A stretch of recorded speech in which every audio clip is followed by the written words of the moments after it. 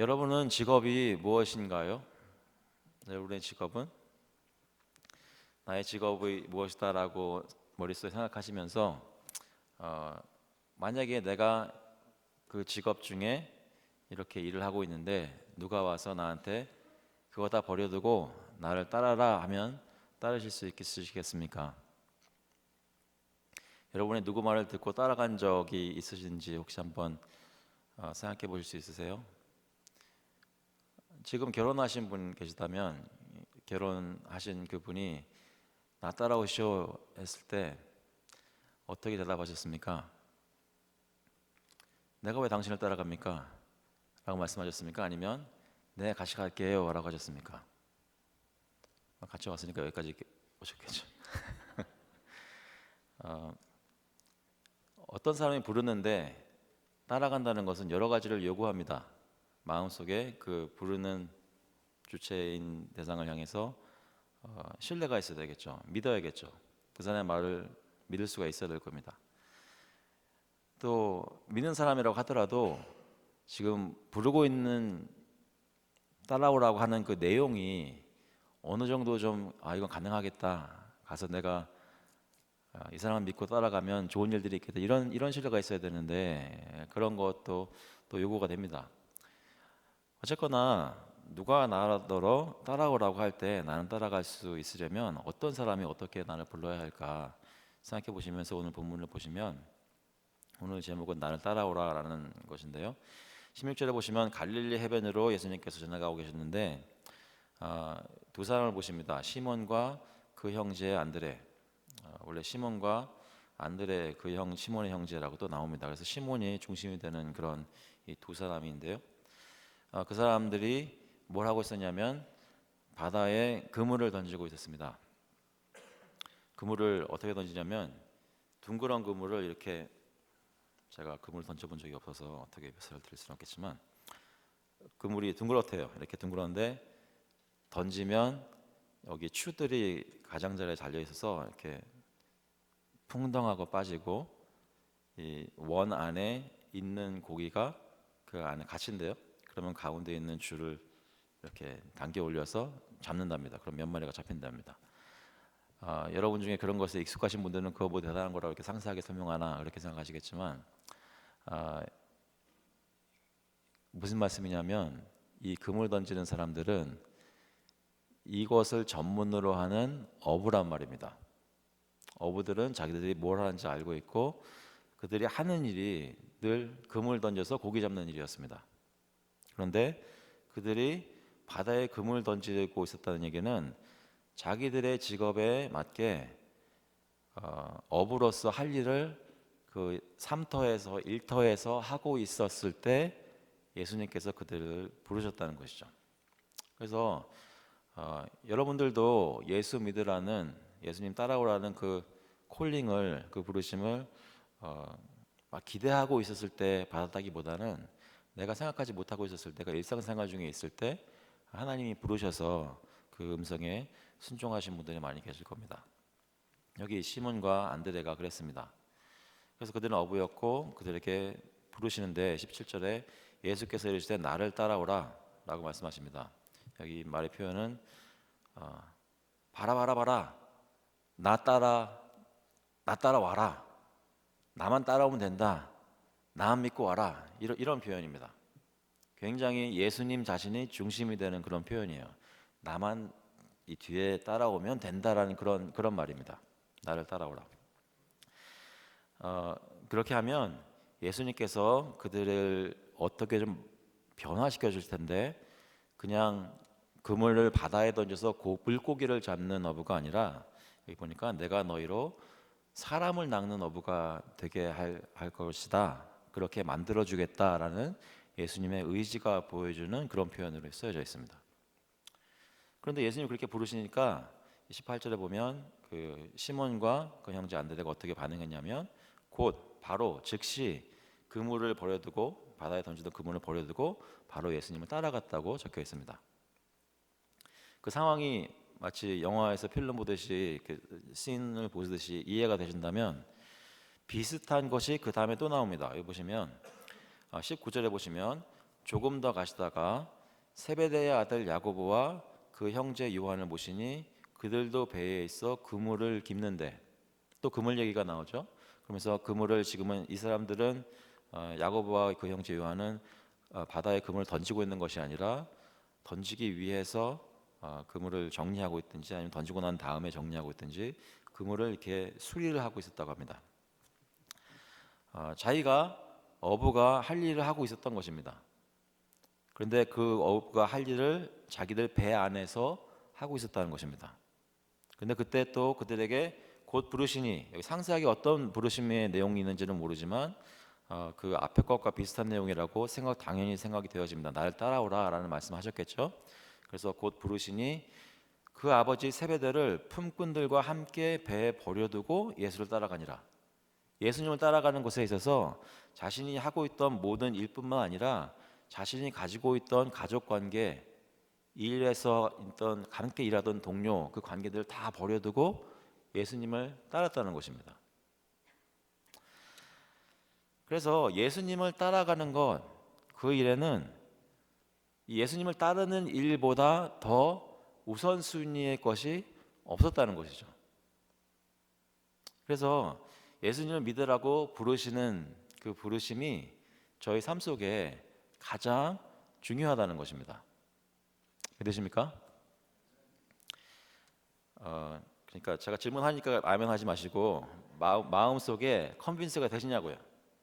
그러니까 예수님을 따라가는 것이 정말로 내 삶 속에 내가 하던 일 다 버려두고, 하나님 원하시면 나한테 소중한 사람들 다 버려두고 따라갈 만한, 아니 따라가야 하는 그런 부르심이라고 마음에 느껴지시는지 한번 곰곰이 생각해 보시기 바랍니다.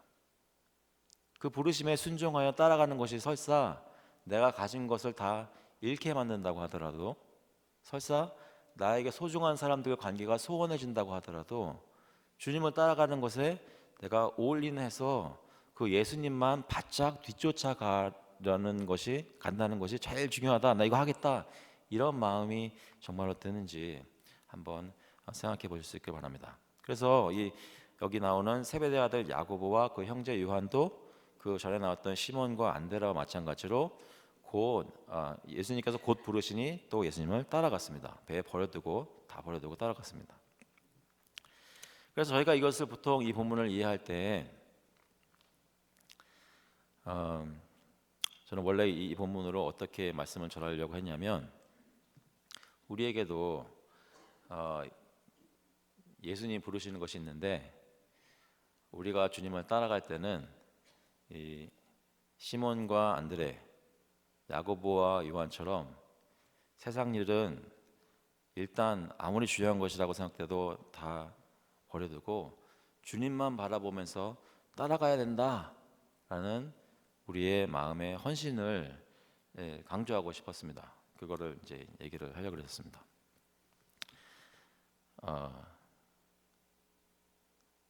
그래가지고 또 생각하다 보니까 그게 지금 제가 이제 교회를 또 개척하려고 하고 그거가 좀 맞아 떨어져가지고 이게 되게 좋은 메시지다 하는 생각을 했었거든요. 근데 이걸 조금 더 들여다보시면 그것이 없지 않아 있지만 그것이 정말 강조점은 아니라는 것을 발견하실 수 있습니다. 그러니까 시몬과 안드레, 야고보와 요한이 얼마나 주님의 콜링에 잘 반응해서 모든 것 다 버려두고 주님을 따랐으니 우리도 그들과 같이 주님을 잘 따라가자라는 것이 이 본문의 메인 메시지가 아니라는 것을 저와 여러분이 좀 느껴야 한다는 거죠. appreciate 해야 된다는 것이죠. 그러니까 맛있는 음식을 드시면 맛있는 커피를 드시면, 저 같은 경우는 이제 커피를 많이 좋아하지는 않지만 조금 좋아하려고 노력을 하는데, 이제 뭐 여러 번 들으셨겠지만 저희 중에 어떤 분들은 이게 커피가 이 정도 좋고 저 정도 좋은 것의 그 차이를 안단 말이에요. 근데 저는 그만큼은 몰라요. 그냥 이게 연하다 강하다 정도만 알지. 근데 여러분이 이 본문을 읽으면서 여기서 콜링하는 것에 반응하는 것이 참 중요하고 좋은데 그것보다 더 중요한 메시지가 있어서 그 차이가 무엇인지를 깨닫고 그것을 appreciate 하는 게 있어야 된단 말입니다. 이해되시죠? 이해가 안 되시는군요. 그러니까 여기서 진짜 메시지가 뭔지를 이렇게 깨달아야 이게 그냥 하루 저녁 그래 하나님 따라야 돼 이렇게 결심하고 끝나는 것이 아니라 거기서 그 강조점을 제대로 알아야 이게 남는단 말이에요. 왜냐하면 하나님이 말씀하시고자 하는 그 메시지는 그것이기 때문에 하나님께서 그걸 역사하시기 때문에 그걸 아셔야 된단 말이에요. 그래서 그럼 그게 뭐냐 보시면 16절 전에는 뭐가 있을까요? 보시면 15절이 있죠. 그 전에는 14절에 있습니다. 14절부터 보시면 요한이 잡힌 후 예수께서 갈릴리에 오셔서 하나님의 복음을 전파하여 이르시되 때가 찼고 하나님의 나라가 가까이 왔으니 회개하고 복음을 믿으라 하시더라.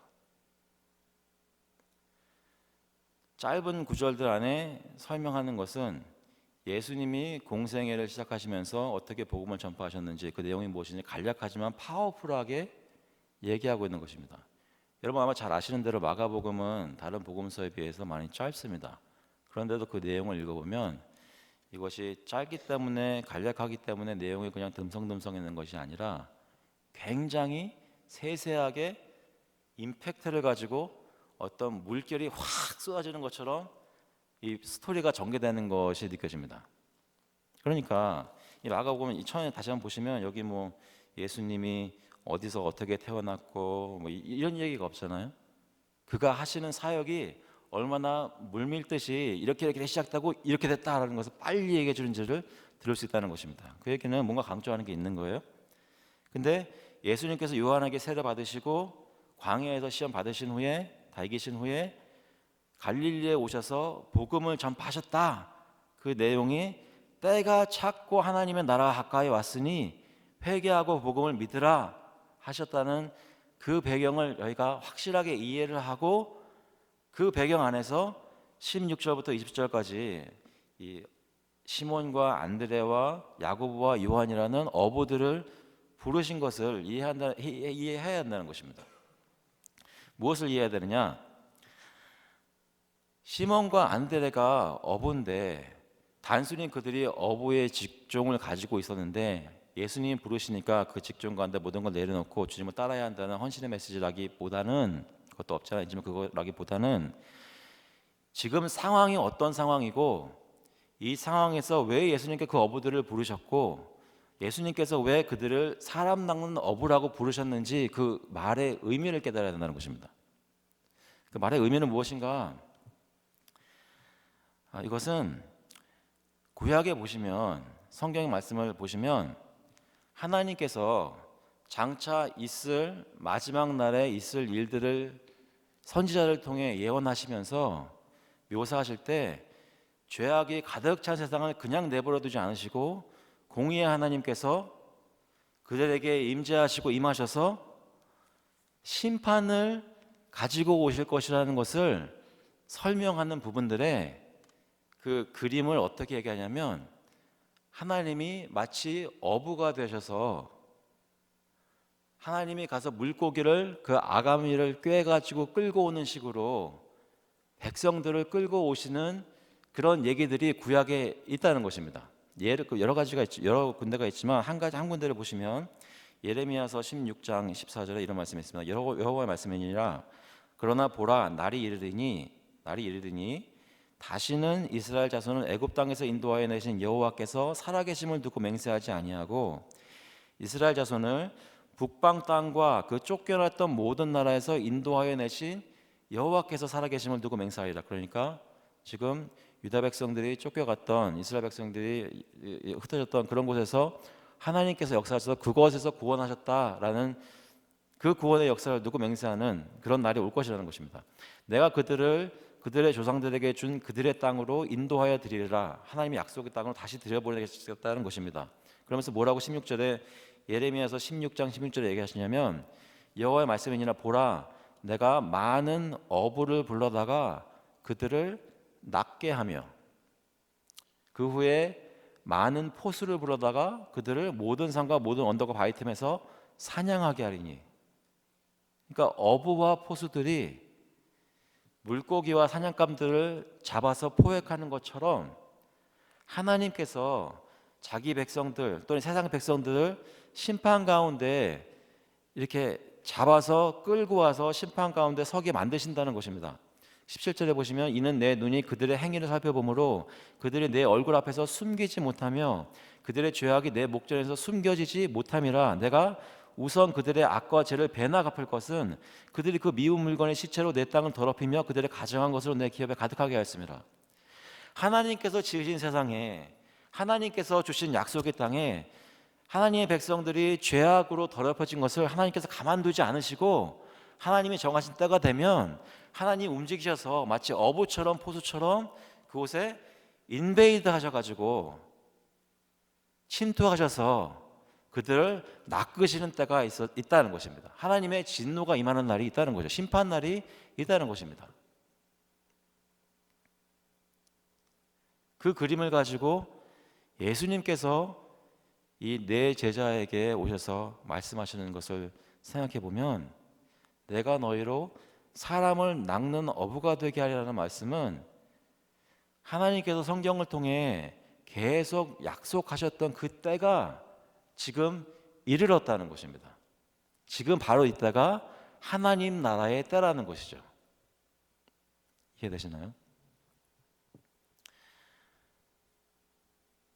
그래서 여기 그들이 반응한 모습이 곧 그분을 버려두고 예수님께서 그들을 부르신 모습이 곧 부르시니, 그러니까 때가 닥치니까 가만히 느긋하게 앉아가지고 이러면 안 된다는 것입니다. 이제 오해 마시고 들어주세요. 제가 절대로 자랑하는 게 아니면 전 자랑하는 건 도무지 모르는 사람이에요. 근데 그것도 자랑이네.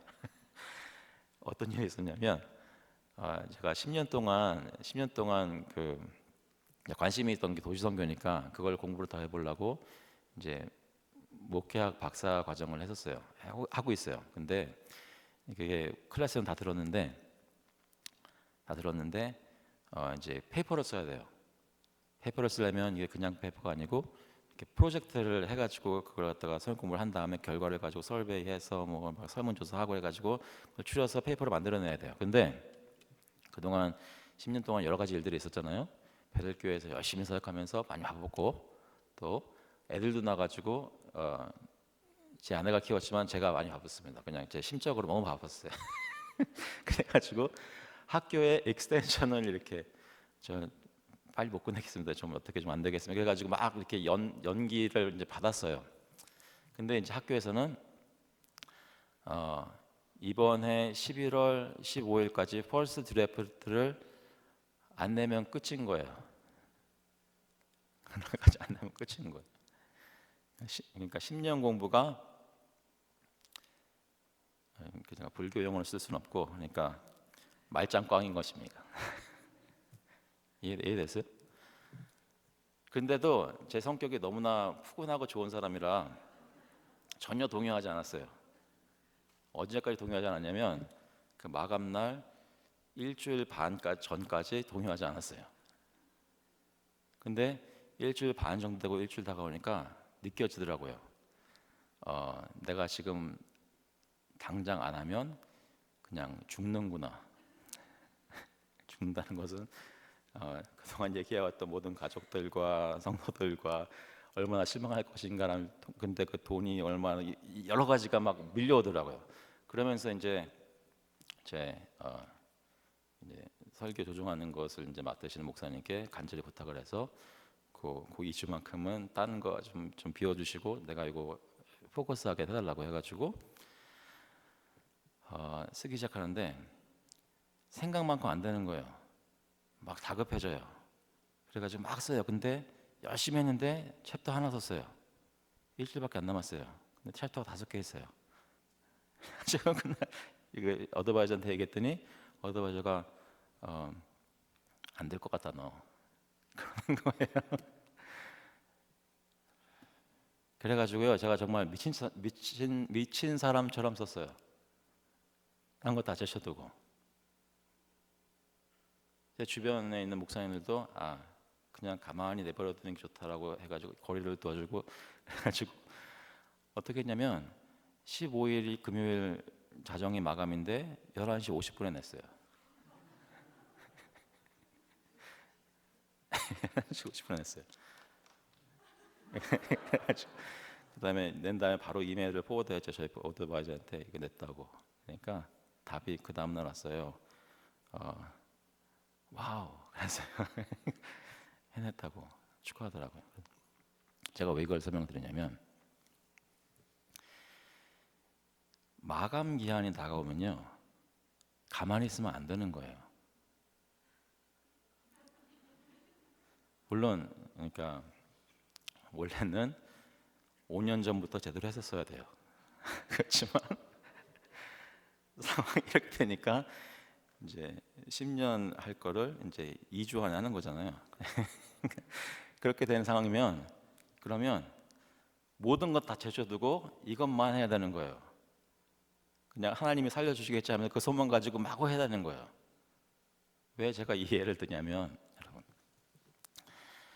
지금 저희가 처한 상황이 하나님 나라의 마감일이 다가왔습니다. 2000년 전에 예수님이 이 땅에 왔어요. 그래가지고 하나님의 나라가 물밀듯 이 세상에 쏟아 부어졌습니다.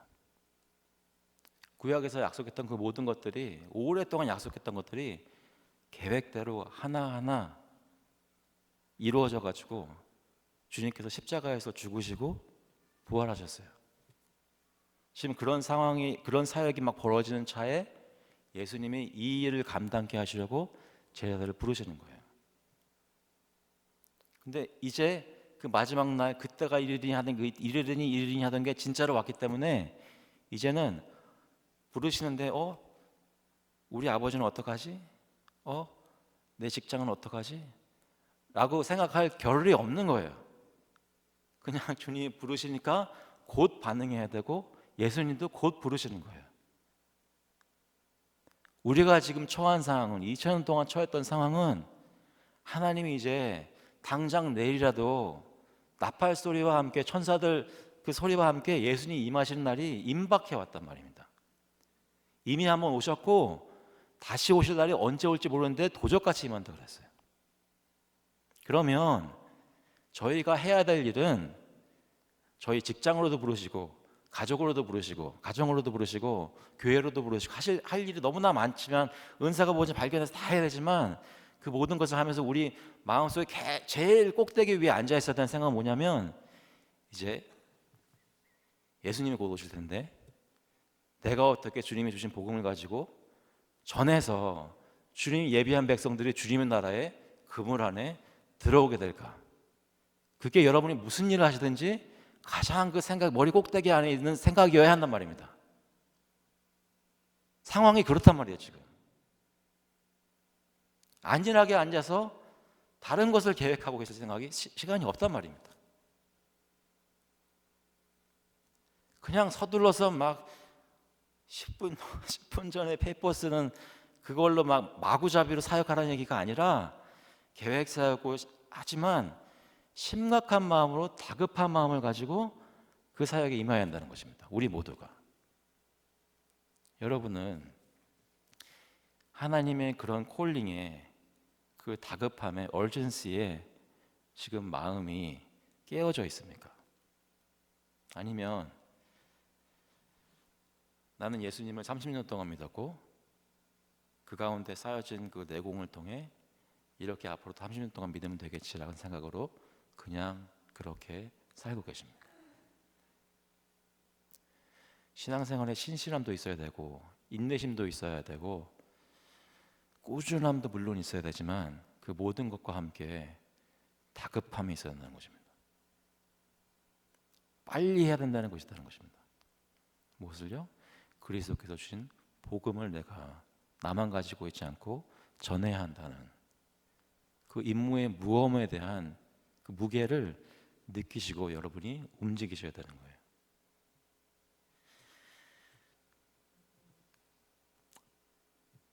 저와 여러분이 살고 있는 지금 이때는 여러분 말 그대로 마지막 때입니다. 마감 직전이에요. 마태복음 28장이 이렇게 말씀하십니다. 예수께서 나와 말씀하여 이르시되 하늘과 땅의 모든 권세를 내게 주셨으니 그러므로 너희는 가서 모든 민족을 제자로 삼아 아버지와 아들과 성령의 이름으로 세례를 베풀고 내가 너희에게 분부한 모든 것을 가르쳐 지키게 하라. 볼지어다 내가 세상 끝날까지 너희와 항상 함께 있으라 하시니라. 예수님이 이 말씀하신 거 믿으십니까? 예수님이 딴 사람들에게 한 것이 아니라 그 사도들에게만 얘기하신 것이 아니라 그들을 통해서 우리에게 지금 말씀하고 계시는 걸 믿으세요? 그렇다면 우리가 지금 할 일은 모든 족속으로 제자를 삼아야 한다는 것입니다. 단순히 나 저 사람은 말 안 통해, 나 저 사람은 문화가 달라, 내 애들하고 나는 세대 차이가 나, 이러한 인간적으로는 불가능한 것 같지만 하나님의 나라의 관점에서는 보면 굉장히 소소한 문제들을 가지고 주님의 임무를 지연시킬 만한 겨를이 없단 말입니다. 사랑하는 성도 여러분, 저희가 오늘 짧은 시간이었지만 기도했으면 좋겠습니다. 무엇을 가지고 기도하냐면 하나님, 내 마음을 깨워주셔서 지금 내가 어떤 시대에 살고 있는지 깨닫게 해주셔서 내가 받은 복음이 얼마나 중요한 것인지 깨닫게 해주셔서 그런 기도를 할 수 있기를 바랍니다. 같이 제가 한번 기도하겠습니다.